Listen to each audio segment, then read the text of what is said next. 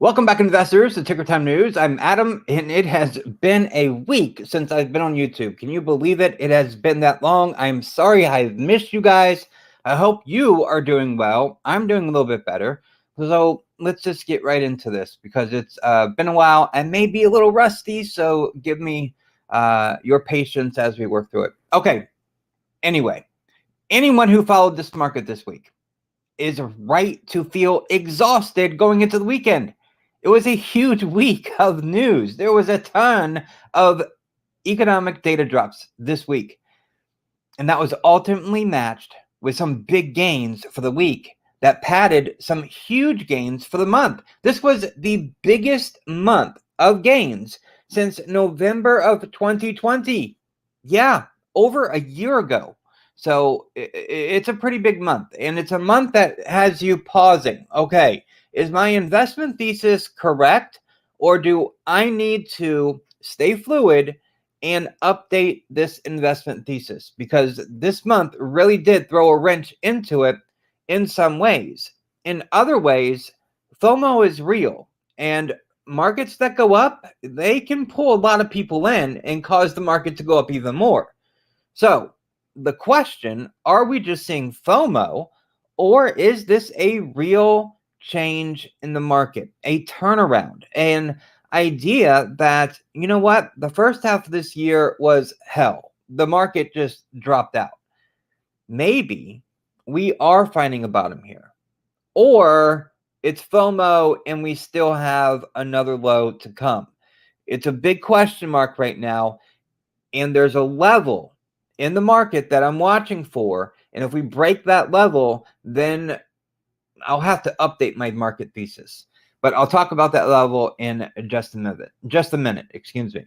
Now, this week was driven in part by short covering because nobody thought the market was going to go up so quickly, and a bid to add back exposure to equities following, again, the brutal half of this year, the first half of this year.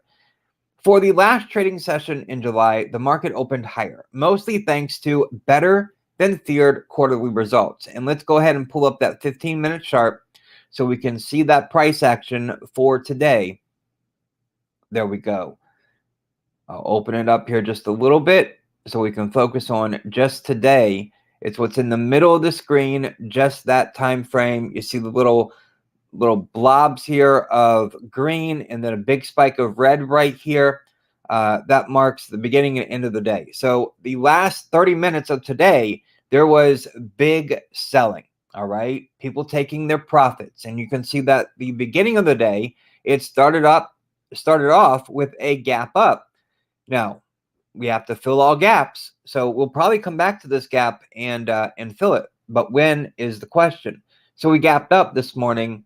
Again, better than feared quarterly results from Apple, which was up 3.2% today, and Amazon, which was up a staggering 10.3%. It sounds like, a big move. Small caps move like that all the time. Tesla moves like that all the time. Bitcoin moves like that all the time. But for Amazon, a huge market cap like that, a 10.3% move is a massive one. So that helped the market out tremendously. Glad to see you, Dave. Absolutely. Thank you. I greatly appreciate it. Each of the main indices lost a little bit of steam this morning, and you can see that with this topping pat, this top right here with the about 45 minutes of time frame, where the market kind of, well, is this going to be it? We had some bad data come out this morning. Maybe we should digest that. And that's something else that's really, really big. The market has not digested any of the information that was dropped this week. None of the economic data drops this week have been digested. When we digest information in the market, we take a step back, we pause. There was no pause on the 15-minute time frame here. Look at this. The past 4 trading sessions, boom, boom, boom, up, up, up, up, up. No time to digest the FOMC decision. No time to digest GDP. Are we in a recession? Yeah, technically, we're in a paper recession at least. So this information has to get digested. and I think that's going to come next week. Historically, okay? Historically, the first trading session of August is the worst trading session in the entire month of August. So we have that on Monday, which is August the 1st. I believe it's something like, what is it? Actually, I had it right here in my notes. What was that? Let me just look at this real quick, see if I still have it. Yep, I got it right here. So for the past 24 years, for the Dow Jones Industrial Average, it has risen 36.4%, up 8 days, down 16 days for the first trading day of August. So that doesn't look good. About a fourth of the time, the market is red for the first trading day of August, and that's from the Stock Traders Almanac, which is an awesome read. If you haven't picked that up, it's a yearly thing, and it's awesome. Ton of historical data in the Stock Traders Almanac. It's awesome. I love it. Okay, moving on from there. So the market did trade sideways. We can see that little pattern there. Let me open this back up here for the 15-minute time frame. And then boom, it just took off for the rest of the day until the last 30 minutes of the day, which was selling. Now, the momentum to climb to the last 30 minutes of the day, reaching fresh highs for the day. That was the same for the past 3 trading sessions. Nearly within the last 30 minutes of the day, that was the high for the day. Now, the strong start to today was thanks to favorable quarterly results, but also carryover momentum from this week's rally. Now, week to date, and let's put the weekly time frame up here on the stock chart here, so we can see this on a weekly time frame. Now, the weekly expected moves, none of the weekly expected moves, I think, except for maybe 2 sectors, actually held this week. So this was the week that the options market got it wrong. And remember, the options market is the most efficient read on the market, and the options market is right 68% of the time. But 1/3, almost just a little more, 1/3 of the time, the options market gets it wrong. And this was that week. This was the 1/3 week of the options market getting it wrong. The S&P 500 was up 4.3%. And you can see it closed outside of its weekly expected move here. The top purple line. Yeah, that was this week's top high level, high side for the weekly expected move. Blew right past it. And then we have, looking at the SPY, we can see the exact same thing. It blew past its weekly expected move totally. But again, there's a markup here that I'm not getting all excited yet, saying that this market's turned around until we've gone through this very specific point that is on the chart. But we're going to talk about that in just a moment.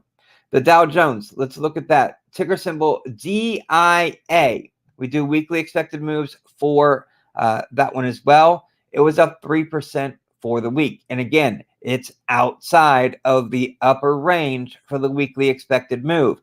And then we have the NASDAQ. Let's look at the QQQ. The NASDAQ was up 4.7% this week. Again, just barely, but it did break outside of the upper range of the weekly expected move. Now, here's what I want to show you guys. Let's start with SPX for the S&P 500. I'm going to change this to a monthly view, okay?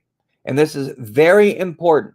This is the key, I think, to whether this market has really turned itself around, or is this a repeat of what we saw in March? Because remember, the last 2 weeks of March, we rallied hard. Remember that? Okay, let's look at this. This is the monthly chart for the S&P 500, ticker symbol SPX. And remember, You guys can chart along with us at home. There's a link in the description of this video to TradingView. Click on it, sign up. It doesn't cost a penny. Okay. The last candle on here is this month's candle. We were up 9.11% on the SPX. And again, that is the biggest gain since November of 2020. That's pretty incredible. All right, there's a red line right up here on the chart, okay? There's actually two of them sticking off here. One of them is the closest to the candle where we are. We closed at 41.30. 41.30. This red line matches last month's top, okay? And that top was at 4175. 4175. We need to break and close above 4175 for me to start rethinking my market thesis. That's the line in the sand, okay? 4175. We closed the month of July at 41.30. So we are not that far off from it. When we get to 41.75, I'm going to get my eraser out and I'm going to update my market thesis, because then we could see a turnaround. But if we go back to March, which is the next green candle that we have on the monthly, March we were up 3.5%. That was a pretty big deal. We got to a high of 46.37. The prior month's high was 45.95. So March, that last 2-week snapback rally, it broke the previous month's high, which is a good sign. You want to see higher highs and higher lows to change the direction of the trend you are in. So March did that. It broke above the previous month's high. But then what happened the following month in April? The market fell 8.8%. So we have to break above 41.75 and close above it for us to start rethinking, okay, is the market rallying forward, or is there more bottom to come? That's the key level. So write that down, 41.75. Okay, the second thing to note on here is we are in a downtrend. We are below a very short-term 5 EMA, okay? That moving average, we are right at it. The 5 EMA, the 5-day EMA is at 41.27. We are literally 3 points above that moving average. And that is the most frequently tagged moving averages of all the moving averages. And that's why I'm looking at it here on the monthly time frame to see if we are really in a trend reversal, or are we just coming right back up to tag that level like we did in March to end the month of March. Remember that rally. Okay, moving on. Let's look at the SPY. I won't go over everything with each of the indexes. I think I made my point with the SPX. Okay, same thing here. We're not quite at the level for the SPY. We have to get up to 417, 415 to break above the previous month's high. And again, we have to close above that. We have to close above it. We're not far off. We're at 411, call it 412 right now. Not that far away. 3 points to 415. 3 points away. All right. The 5-day EMA is at 411.59 and we closed at 411.99. That's why this level is so important. Are we going to, have we in April just repeated what we did in March? I'm sorry, July. Have we in July only repeated what we did in March? And then is there further bottom? Or is this a trend reversal? We have to break these key level, this very key level, for this to be a trend reversal. Otherwise, this is just going to fall apart like it did in April after March's rally. All right, let's keep moving on. Let's go to the Qs. Q. We have the Q just reaching its key level.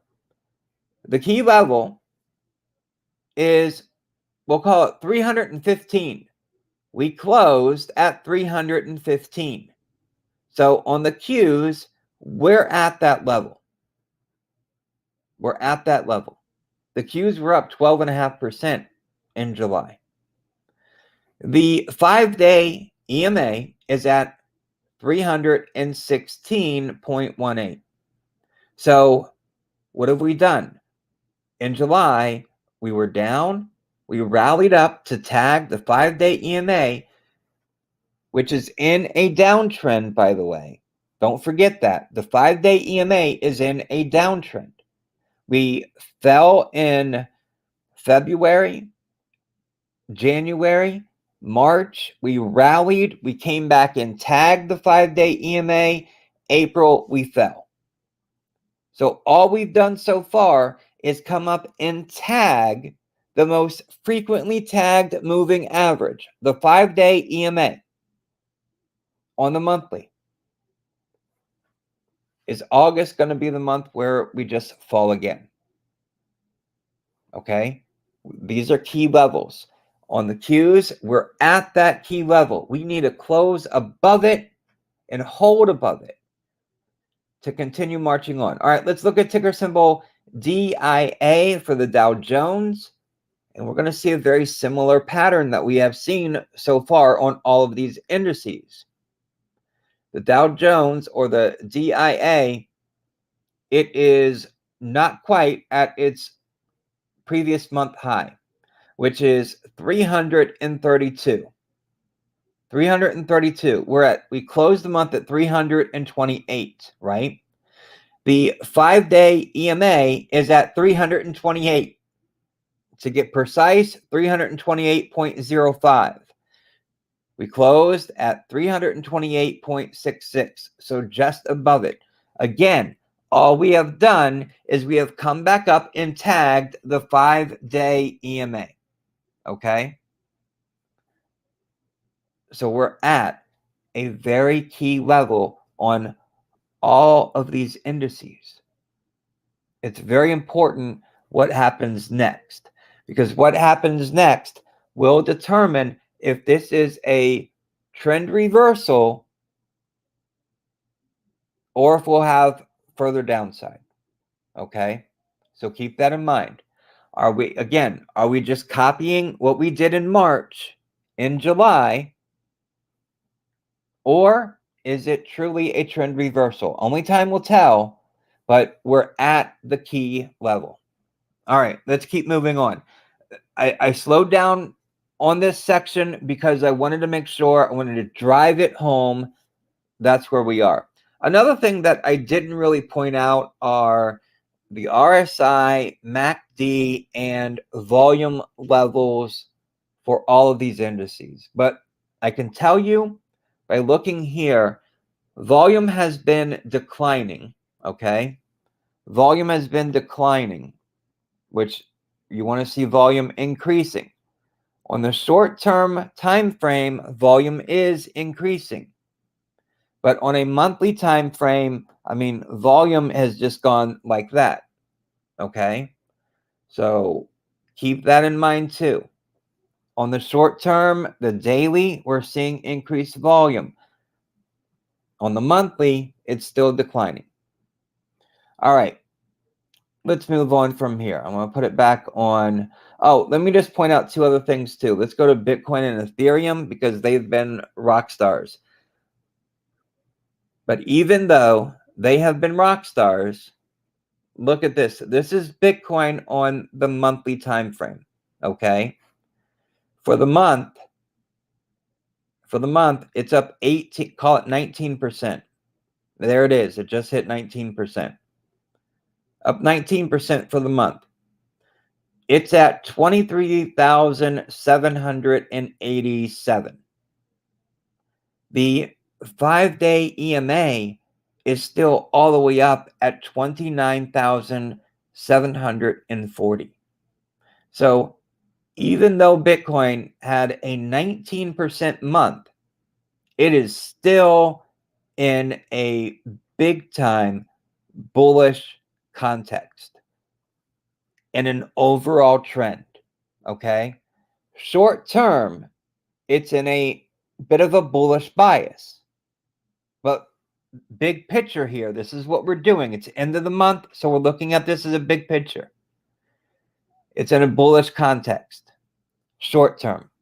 Big term, what we're looking at, it's still bearish, big time.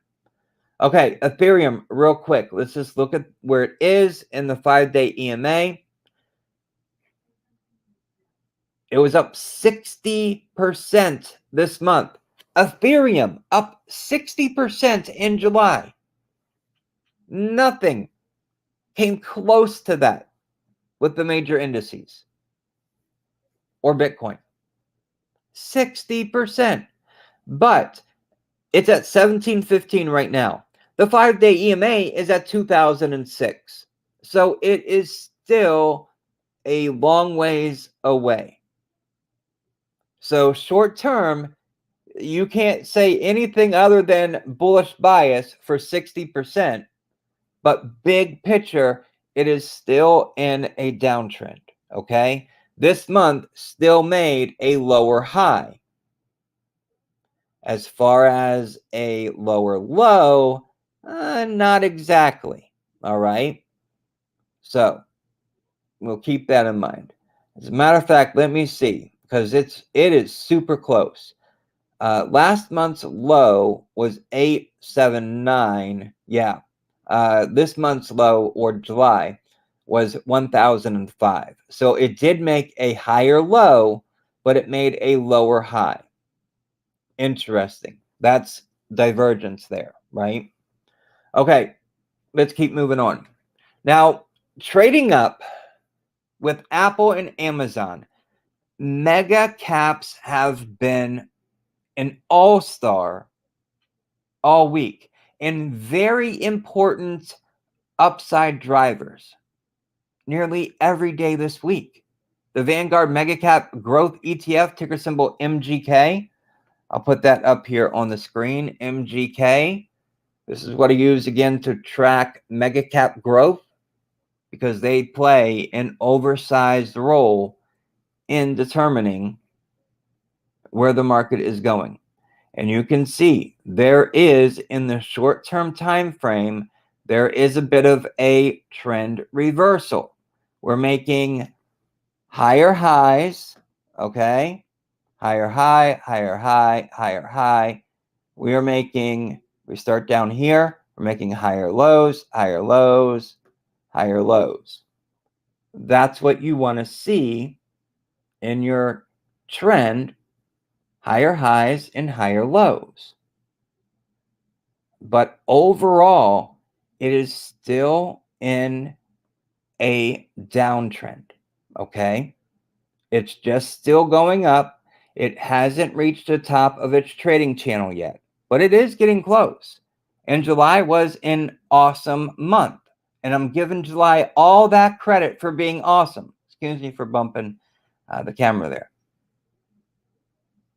Now, it closed up 2.3%. That's versus a 0.9% gain in the Invesco S&P 500 equal weight ETF. That shows you the difference that Megacaps are making. And the ticker symbol for that is RSP. And then you also take Megacap growth up 2.3% versus the 1.4% gain in the S&P 500. Now, the S&P 500 sector performance was also awesome. The month of July, again, it was an awesome month, and I want to give credit where credit is due, okay? If you look over to the right here, almost all of these are, there's a few extra sub indices on here, starting with the dollar. So let me just pull this back up. All right, looking to the right over here, you only see 2 red, right? All the other percentage points are green, with the biggest being XLE, which is energy, up 4.3%, okay? The biggest loser, XLP, which is consumer staples. That lost 0.7%. So that's your swing. So the S&P 500 sector performance was driven by constituents' quarterly results, right? We had, oh my gosh, I think 175-ish earnings reported this week from the S&P 500. That's a lot of earnings that came out this week. Now, consumer discretionary up 4.3%. Information technology up 1.6%, outperformed thanks to which 2 big companies that reported? Apple and Amazon. But the technology sector's gains were muted a bit because there was a big weighted technology company that did not so good, Intel. INTC is the ticker. It dropped 8.5% over disappointing results and guidance. And then we have the energy sector. I got to pull that up. We got to look at this. There's definitely a short-term bullish bias and still a long-term bullish bias on energy. Look at this. Energy had an awesome month too. Not so much for consumers, but for traders in the energy market, July was another good month. The energy sector was up 4.5% at the top of the leaderboard, thanks to Exxon, ticker symbol XOM. It was up 4.6%, and Chevron, ticker symbol CVX, up 8.9%. Record profits. Now, I'm sure Congress is going to continue to come after saying windfall tax. But you know what? They made record profits. But what happened in 2020? Remember? The market went negative. So they're owed their dues because they've paid them. They paid them. That's just my rambling there. But Exxon and Chevron, record profits, that's what helped the energy sector today. Both companies reported better than expected results, and that happened ahead of today. Hey, what's happening? Glad to see you too.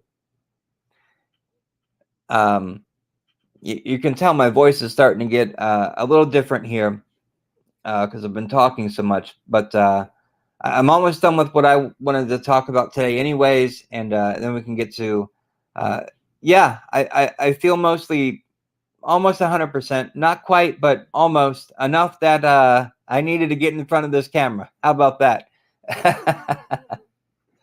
I hope you're doing well. Okay. The only 2 sectors to close in negative territory were healthcare down 0.4% and consumer staples, which we pointed out, down 0.7%. The former dragged down by Dexcon, ticker symbol is DXCM, down 5.6%. Excuse me, got that backwards. After it reported worse than expected earnings and issued downside guidance. Then the latter, Church & Dwight, ticker symbol CHD, lost 8.5%, and Procter & Gamble, ticker symbol PG, lost 6.2%, and you can thank that for the underperformance. But both companies issued downside guidance before the market opened today.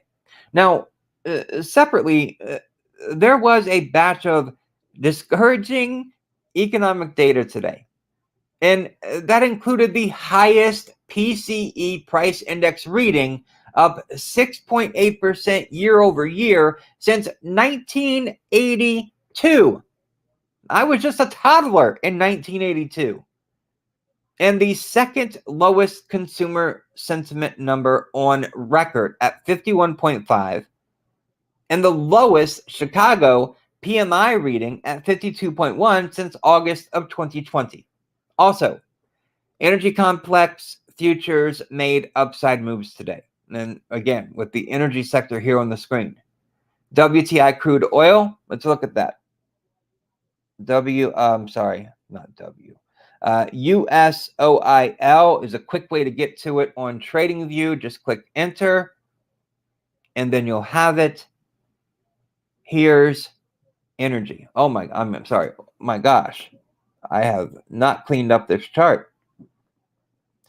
Let's just do this real quick. It was up 2.1% to $98 a gallon, and my God, I'll have to clean this up later. There's just so much here. But we are forming a wedge pattern here with the 200-day moving average coming in as support. And then resistance is a line in the sand that has been resistance since the 8th of June. For nearly 2 months now, this resistance line has been holding steady. Oil did break above that resistance line today, but it closed below it. Now, the 5-day EMA, again, the most frequently tagged moving average. It's really good for short-term and even long-term, either bearish, bullish context. It can tell you that. The 5-day EMA is at 97.56. We closed 98.28. When you're above that 50-day, that 5-day EMA, that can help you determine whether you should be looking towards more upside or potentially more downside in the short term. Again, that's a very short-term moving average.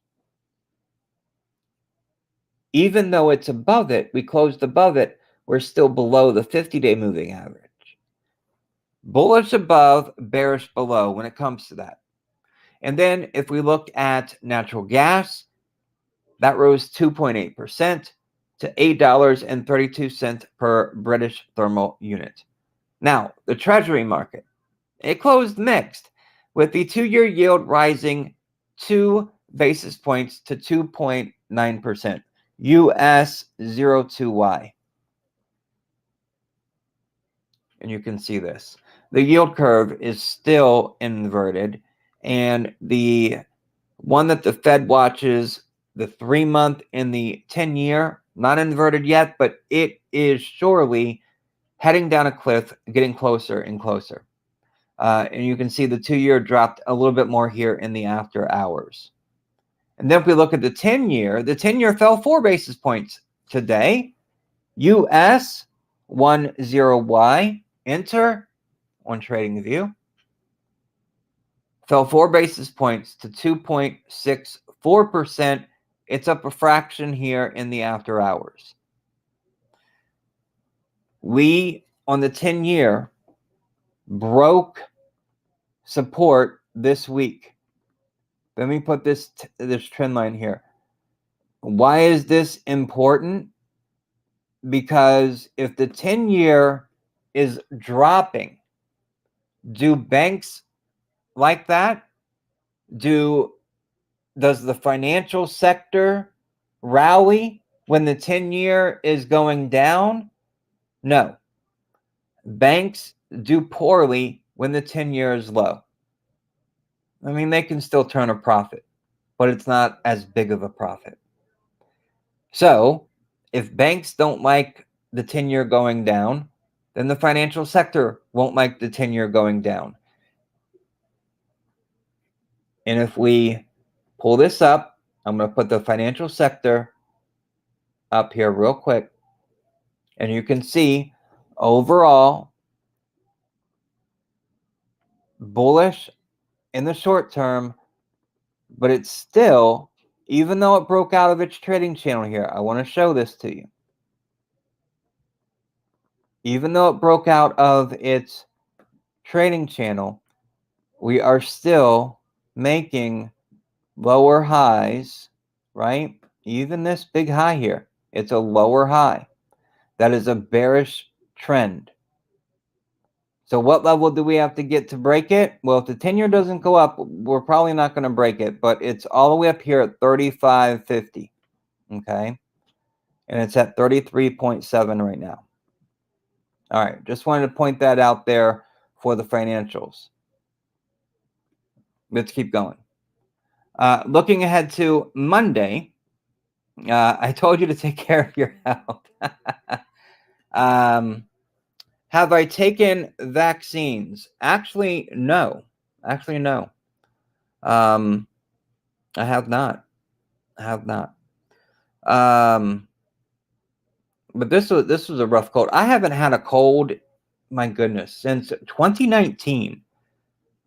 Cold free since 2019.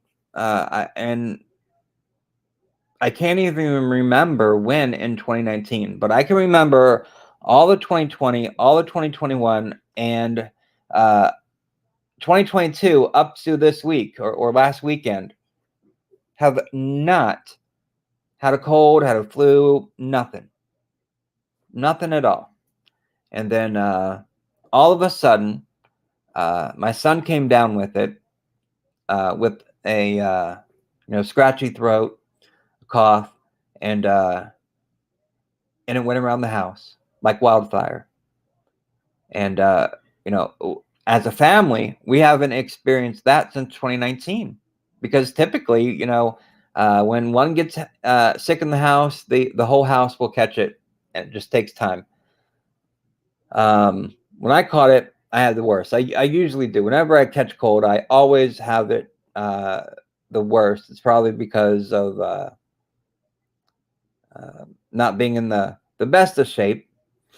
But yeah, so good for you. Experimental vaccines make people sick easy. No kidding. Yeah, there's a lot out there. I was too nervous to take it, so I didn't do it. Plus, being in a wheelchair, I hardly go anywhere anyways. I'm usually in the house most of the time. It's my family that is out there in the world. But yeah, I was always on the fence about it. I had a soon to be brother-in-law that did not get the shot, but had gotten sick with the C word, and he ended up passing away while in the hospital due to a blood clot. And that was rough. My sister was engaged, obviously, picked up her wedding dress and was on the phone heading to the hospital to pick him up, and he passed away due to a blood clot. Sad. I don't even know why I brought that up. I guess just because that moment, it almost pushed me to get the vaccine.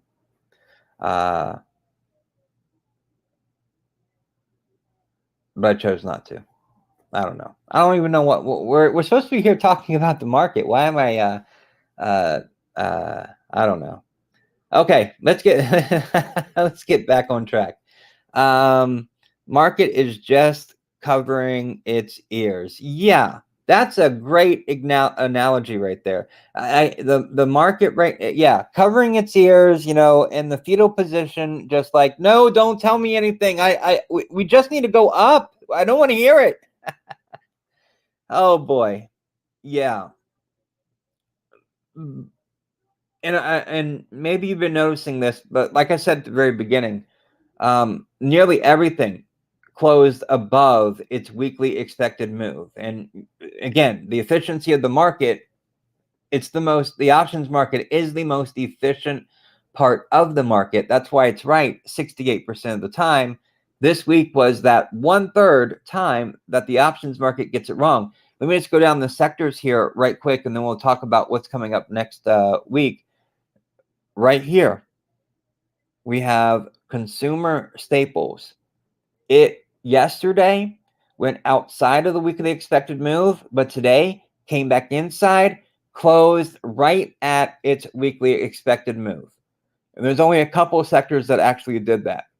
Here we have utilities, a big mover yesterday, a huge gap up, closing way outside its weekly expected move.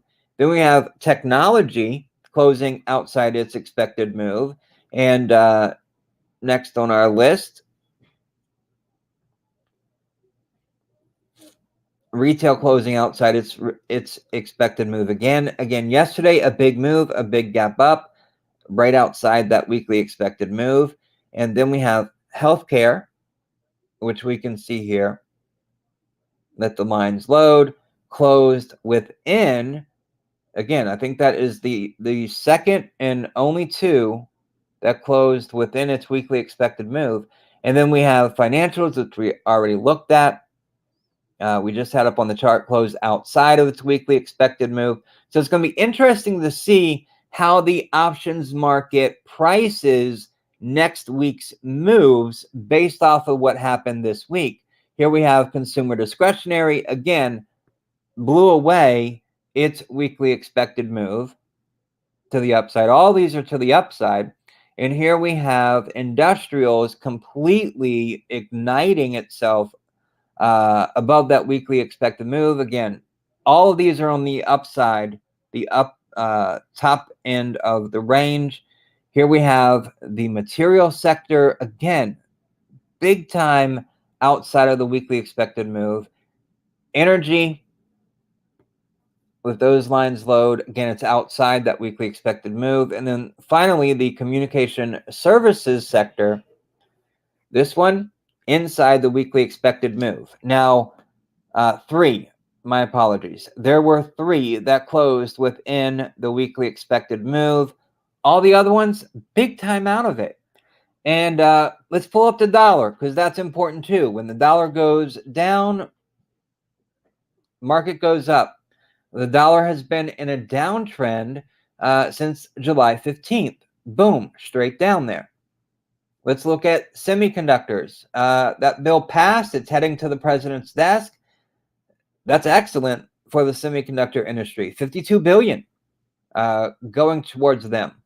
NVIDIA is going to do well because of that. And I am definitely on board with NVIDIA. Always have been, but I've wanted it to come down into its channel or my buy box there, which it did. Let's keep moving here. Then we have retail here, up 1.4% today, which is just incredible. Again, look at that, outside its weekly expected move. And then we have, my apologies, that was regional banking. This is retail, XRT. I got that mixed up for a second. Here, just barely by a few pennies outside of its weekly expected move. So it's going to be interesting to see how the options market plays it for next week. Because, again, this is that 1/3% of the time the options market missed it. So it's going to be interesting. We saw what's going on. We saw what's going to happen to NVIDIA on earnings with Intel. See, Intel is going through and let's pull them up, INTC. Intel is going through a transition period. They are building capacity.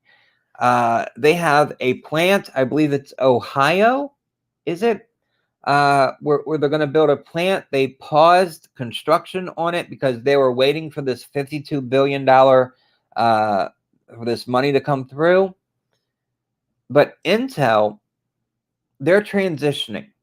They're going to be a couple of years lagging behind because they are putting so much capital up front, including some of this $52 billion from the government, to build out capacity. So Intel can be the manufacturer of the chips, not just the designer of the chips like NVIDIA. So I'm starting to become a Intel fan here because of Intel building out capacity and wanting to do that.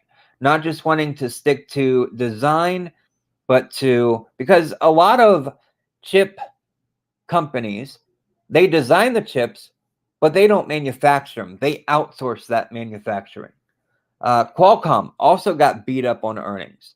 But I think Intel might have something in a couple of years. Again, nothing anytime soon because of their transition they're going through. NVIDIA is, I think, more of a now company, unlike Intel, which is a couple years from now type of company. And I mean, look at Intel. NVIDIA here. It is sitting at this resistance point. It tapped it today. Let me open this up just a little bit here and pull this chart up some so volume's not distracting it. And you can see it tapped into my buy box. There were 3 days that it was in there, and I did scoop up some. But today, I think it actually closed. Let's see here. It looks like a few 181, which is, all right, this is just pennies, but it broke above it. It closed at 181.63 versus 180.50. It closed above that resistance line by a few pennies, which is a positive sign. You'd like to see when things get to a certain point, like a resistance line or moving average, that they nicely break above those lines, not just barely squeak by. But NVIDIA did. I mean, that could just be a sell-off on Monday. Again, the first trading day of August has a horrible reputation for being green. Just remember that one. Like I said at the beginning of the video. Okay, so yeah. Intel and NVIDIA. So NVIDIA's earnings, they're coming up how many days? 26, so about a month away. We're not close yet.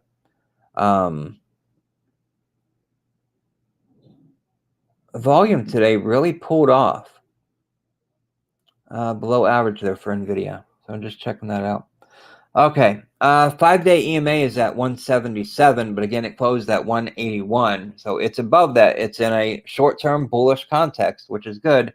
Again, slightly breaking above that resistance. Okay, let's talk about Monday real quick, and then we'll get into some of the data that dropped this week, specifically today. On Monday, we're going to get the July IHS market manufacturing PMI, the final read on that. The prior read was 52.3. That comes out at 9:45. And then we get the July ISM manufacturing index The expectation is 52.5. Prior reading was 53. So we're expecting that to drop some. And we also get June construction spending. Expectation is 0.2%. Prior reading was negative 0.1%. Housing market, been saying it for months, I think all year practically, definitely since March, that the housing market is slowing, is having cracks in its foundation, is having trouble. Now, construction companies are leaving projects. That's why the prior reading was a negative by 0.1%. Hopefully this month we're expecting a 0.2%. So that's on the positive, just barely. But we need houses built. I understand demand is slowing down, but that's because of affordability issues. If we have more houses on the market, that will help to bring costs down, and the affordability issue then can ease some, allowing more demand. So home builders, you need to build. And I know that you have enjoyed big profits the past couple years. However, we need more homes. And affordability is the reason demand has slowed for buying those homes. All right, just the message. I know they're not listening, but maybe we all can spread that message. We need more homes. But those come out at 10 o'clock. And that's it for Monday. So not a lot. Now today, we got June personal income at 0.6%. June personal spending at 1.1%. And June PCE prices at 1%. June PCE core prices at 0.6%. The takeaway from these numbers, other than inflation remains sticky, inflation zapped consumers' purchasing power. Real personal spending was up a weak 0.1% as real disposable personal income declined 0.3%. So the numbers aren't that great. I know people want to talk about how bullish the market is and how consumers are doing great, but that's real data right there, and you cannot dispute real data. Real disposable personal income declined. You can't tell me that's a strong consumer. That's a weakening consumer. And I've said it for months. This is the transition period from a strong consumer to a weak consumer. The consumer is weakening right now. And again, that's just data that points that out. Then we got Q2 employment cost index, which was up 1.3%. This number says that workers saw a nice increase in wages and salaries in Q2. Yet, that increase was hit by inflation, evidenced by the 7.1% increase in the Q2 PCE price index seen in the advanced Q2 GDP report, which the advanced Q2 GDP report showed we're in a paper recession. We got that one right, didn't we, guys and gals? We've been saying that for months, that this quarter was going to be negative. It was. So we're in a paper recession. I know the White House wants to redefine what a recession is, but this is a paper recession. We are in one. But with unemployment in a pretty good place, although a weakening place, people don't quite feel like it's a recession. And I get that. I can understand it. Just don't change the definition. You know, it is what it is. Call a spade a spade. Then the July University of Michigan consumer sentiment, the final reading. was 51.5. This number says that consumer sentiment remains near record low levels amid persistent worries about inflation and growing concern about a softening labor market. Okay, that's everything I want to cover today. If you could, real quick, do me a favor, click the like button, share this video with a friend, and if you want more of this context, then click the first link in the description. Even if I'm not making a video on YouTube, I'm still pushing information out on Patreon for our investor community so you can grow on your investor journey.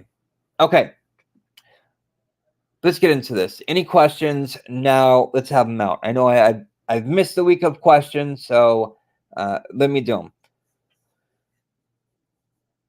Although investors on Patreon, maybe you don't have as many questions because of the information that came out. I hope that is helpful.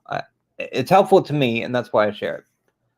Okay, I think all of these companies that guided down this earnings season will do just fine next earnings, and all the ones who were afraid to guide down will get slaughtered. That's a good point.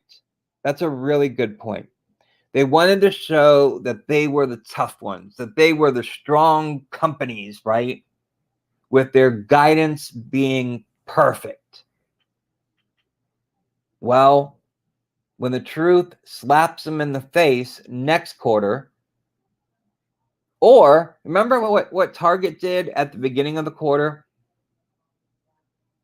when it came out and said, oh, well, you know what? On our earnings call, we said we're going to do good this quarter, but like a week or two later, they came out and they said, well, no, we're not going to do as good this quarter. Just a couple weeks, maybe in a couple weeks' time, some of these companies will come out and say, well, you know what? We're not going to do so good. Maybe they just wanted to hold up their stock price for a couple more weeks or something. I don't know. But everyone's stock price has been demolished in the first half of the year. I don't know their thinking for why they'd want to do it, but I do. I see your point, and I think that is true. Definitely. And I also see your point about hear no evil, see no evil, speak no evil. And that's why the market rallied like it did in July. But going back to the beginning of this video, I'm going to put the SPX up here, S&P 500. And I'm going to go to the monthly view of that. Just like I said at the very beginning of this video when we were going, oops, I need to adjust this. Give me a quick second. Boom, there we go. All right, now let's open this up. Okay. The 5-day EMA is the most tagged moving average of all of them because it's a very short-term moving average. For the S&P 500, we can see on the right-hand side here that it closed at 4130. The 5-day EMA is at 4127. 3 points. We closed above that moving average by 3 points. That's exactly what we did in March. So the July rally was under that monthly 5-day EMA. And all it did was come back up and tag it. In March, it was under it. It came back up and tagged it. That's all I'm seeing right now. The 5-day moving average or the 5-day EMA is in a downtrend. All July did was rally to tag it. What's August going to do? Drop again, just like April? I see comparisons here with the March rally and the July rally. I will give the July rally, it had more oomph and it was stretched out over more of the month, where the March rally was just the last 2 weeks of March. So there's the differences, but there's a lot of similarities between what happened at the end of March and what happened now at the end of January. I'm sorry, July, the end of July. Okay. Any other questions? If not, we're good to go, and I'll see you back here on Monday after the market closed to go over this glorious place, right? Just remember, the first trading day of August, according to, like I said at the beginning of the video, historically with, come on, I'm getting all these notifications. I don't want the notifications. I just want to see my notes. Where are my notes? Oh, come on, where are my notes? Where'd they go? Anyways, maybe I swiped it away. According to Stock Trader Almanac, which is an awesome read, the first trading day of August is the worst for the month. It's got like, I think it was a 38% chance of being green. That's not a good one. So keep that in mind. How much upside do you see? This seems so overextended, but it just keeps going. Me personally, I think this is FOMO. Let me go to the daily view here. I think we're due for a pretty gnarly pullback. All right. Like I mentioned at the beginning of the video, my investment thesis for the market has not changed. I still expect a new low for the market. I have these two red lines here, okay? The first one, and the reason these two lines are important, okay, is for this reason right here. Let's back up just a moment.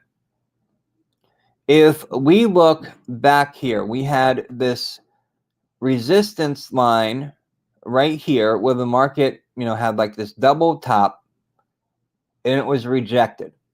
And then we get the March snapback rally. What happened? We broke that, right? But then it all came crashing down. And quite frankly, we could actually go back a little bit further. And let me do this. I should have done this beforehand. I'm going to put a third trend line, and it's going to be the top of the market right here. Not a trend line, a line. Okay, we have that line. The March snapback rally, okay, it did not break that, and it gave us a lower low, right? And then let's move forward in time a little bit. We had this consolidation period right here. And this was May, okay? And we have this red line coming out right here. The next time we had consolidation was right here in June. We did not break that upper line. We came in under it. Now we have been expanding just like we did at the end of March and just like we did at the end of May. Whenever we have times like this where we have just expanded like this week, there needs to be a time of contraction. The market needs to digest all the information this week. In my view, the market has not digested a single data drop from this week. All they did was FOMO and rally. FOMO into it, tripped over each other to try to get bids on this market. I can see next week starting to be a consolidation, just like we did in June after that rally, and just like we did in May, or just like we did in May after a drop, but after the March rally, we really didn't digest. We just moved down and then digested, consolidated. So that's where I see us right now.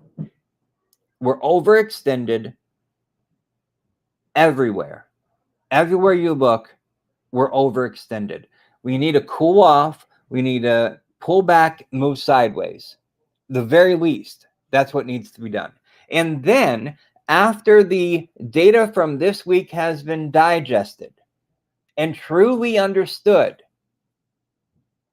the market might just drop.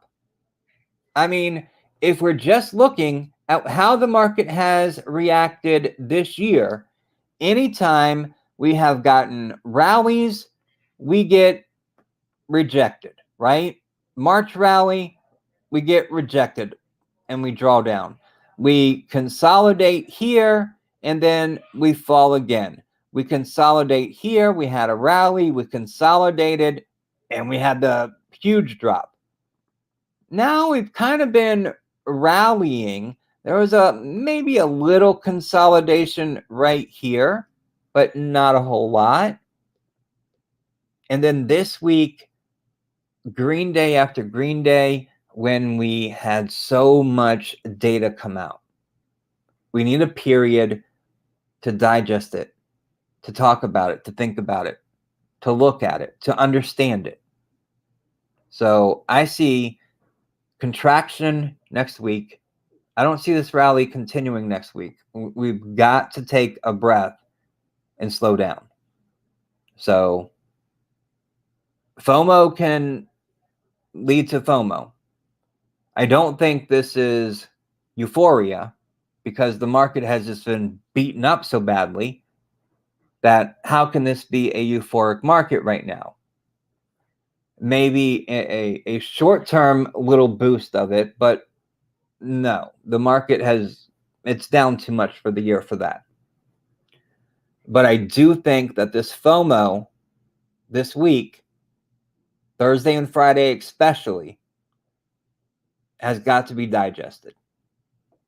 So maybe we come up and tag this red line here, because if we look at the volume profile, you know, it sticks out right here quite a bit further than it does above that line and directly below that line.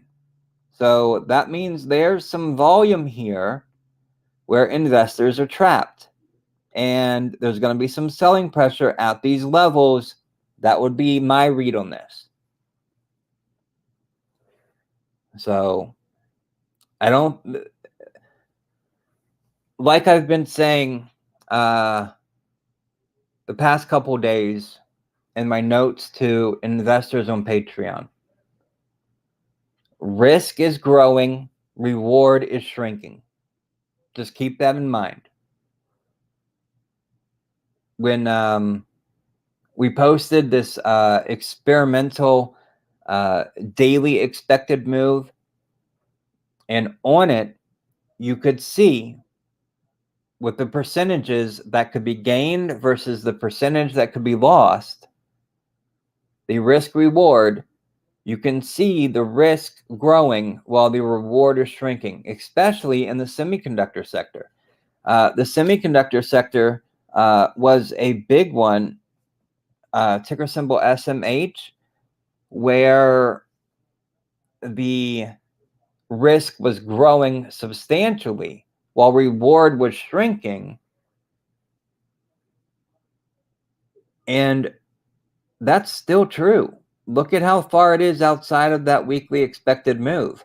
$223.29 was the upper level of the weekly expected move, yet it was up to 337.16 down to 0.10 in the after hours.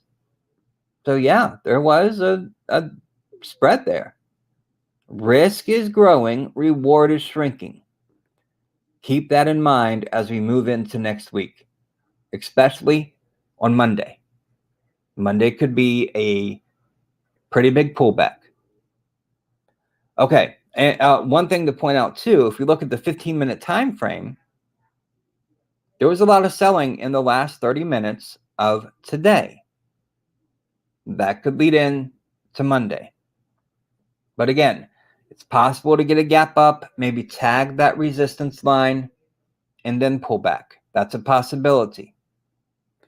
I've been working on not a whole lot this week, but following the market. But I didn't feel like I was connected enough to really trade with it. So I didn't do that this past week, but except for a few. Risk is growing, reward is shrinking. Let's see how the options market prices out next week.